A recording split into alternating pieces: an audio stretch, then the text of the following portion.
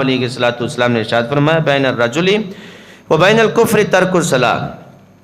سرکار مدینہ صلی اللہ تعالی علیہ وسلم ارشاد فرماتے ہیں آدمی اور کفر کے درمیان ترک صلاۃ ہے،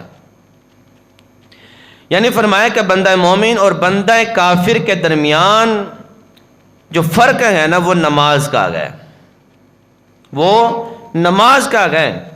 بندہ نماز پڑھتا ہے وہ بندہ مومن ہے، نماز کا انکار کر دیتا ہے تو وہ کافر ہے، دار اسلام سے خارج ہے۔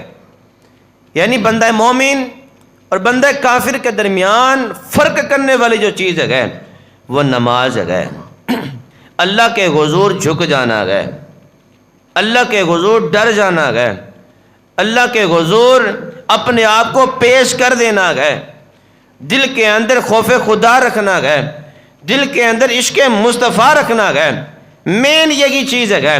اگر بندہ یہ چیزیں ہی ختم کر دے، نماز کا انکار کر دے، رب کا خوف ختم کر دے، حضور کا عشق ختم کر دے، تو پھر کافر اور بندہ مومن کے درمیان فرق کیا رہ جاتا ہے؟ کوئی فرق نہیں رہتا۔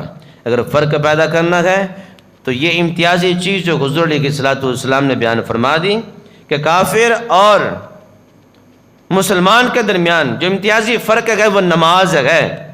نماز کو پڑھتا ہے تو وہ بندہ مومن ہے، اگر کوئی نماز کا انکار کر دیتا ہے تو وہ دائرہ اسلام سے خارج ہے۔